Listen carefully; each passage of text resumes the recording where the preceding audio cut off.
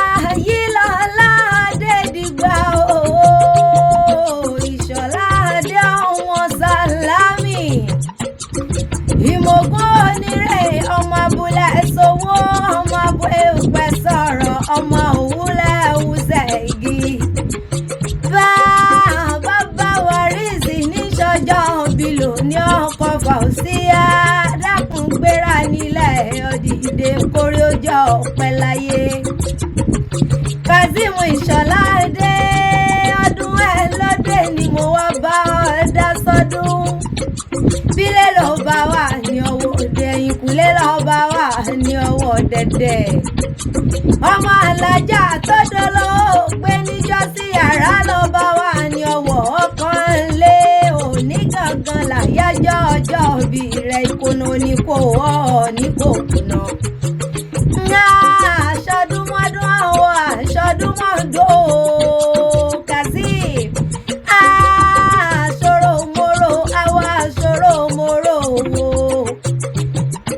Àjíǹde ìwé ṣáni teku ẹ̀ lírí bẹ́yẹ olóko ṣẹ́bá pẹ́ nígbà ọmọ dàbí èwe ní àbùkù oníkànwọ́ níkà àbùkù.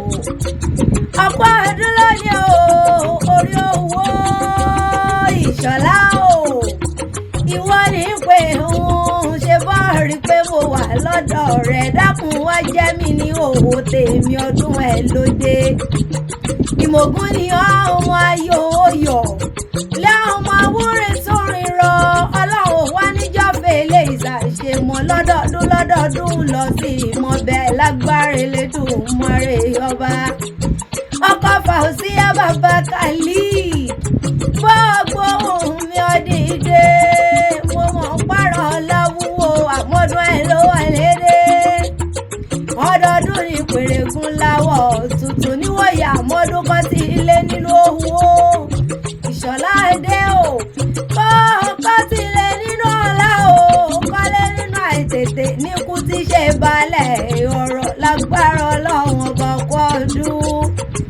Imogun ni ọmọ ayóyọ̀, Ìrèmọ̀gún ni ọmọ ayóyọ̀, Èjìgbọ́jọ́ ara làgbẹ̀dẹ ọmọ àwúrin tún rírọ. Ìrèlọ́ ti ń bọ̀ lọ bá wọn kọ́ wálé.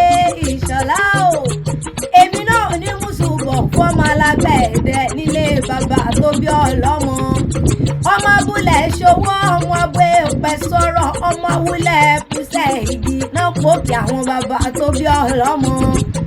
Ilé ọmọ abẹ̀mú jù ló ń kó ọmọ nínà ẹ̀sán. Ọmọ fínà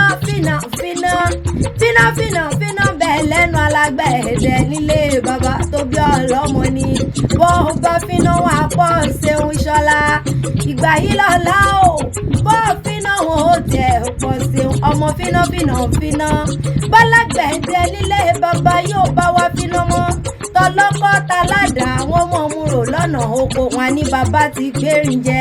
Èṣù kó sọ̀gbẹ̀rì kó fẹ̀yìn ẹ̀dọ̀jẹ̀ wò, yóò wá mọ̀ pé yẹn alágbẹ̀dẹ òrànrin nílé bàbá tó bí ọlọ́mọ.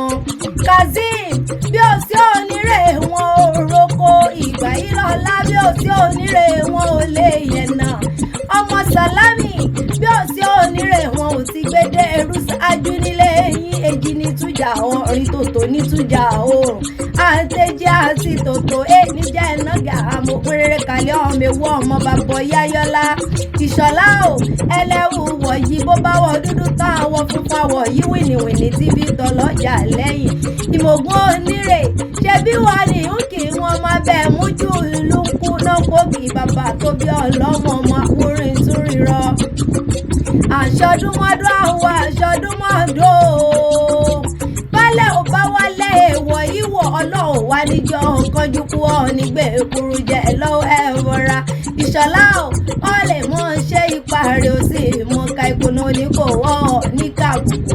Ìgbà rẹ̀ àsìkò rẹ̀ tí wù mí ọlọ́run wá níjọ́ dojúrú ọmọ bẹ ọ̀bẹ níbẹ̀ ṣù àtẹ́lẹsẹ̀ àbẹ̀nàwò. Kọ́ pẹ́ lílé ayé, kọ́ rílé ayé gbé. Lẹ́lágbára Ẹlẹ́dùmarè ọba àgbígbó ajá kì í pàjá. Ntí ó pa ọ́ kò ní wùwọ́ jẹ, ntọ́ bá jọ lọ́hùn wá níjó pa ọ́. Ọ̀ọ́ni bùrìbùrì kó bá wọn jíjọ́ ẹlẹ́yà láwùjọ. Ọ̀ọ́ni relẹ̀ ó sì mọ gani lágbára ọlọ́run ọba ayé wa níjọ́ mo gbà lọ́wọ́ rẹ̀ bó bá tún di lámọ̀ọ́dún kí n rí ọwọ́ bí ìrànyàn níjàbọ̀ mọ́ ń lọ́wọ́ bó ọba ti wá wù kọ́ pẹ́ nílé ayé tó Ìṣọ̀lá mo ní bó ti wù kọ́ pẹ́ nílé ayé tó ọ̀ọ́ni fojú kan sáré ọmọ ọ̀ọ́ni fọ̀pátánlẹ̀ níbùjẹran iléeṣẹ́ rẹ̀ ò ní jóná ìwà táyà rẹ̀ èso níyàyín ẹ̀ ní kábàámọ̀ pẹ́ fẹ́ra yín nílé ayé ń bí ọ̀pọ̀ ọdún Ìṣọ̀lá ọ̀pọ̀ ọdún Kazeem Igbayilola orí owó ọ̀pọ̀ ọdún níwòyí àwọn ọdún kọ́mọ ọbẹ̀ nínú ọlá nínú rẹ̀ gbogbo tàìkú ti ṣe balẹ̀ ọ̀rọ̀ ọlọ́run ò wá níjọ́ ọkọ̀jú kú ọ̀pọ̀ ọdún o.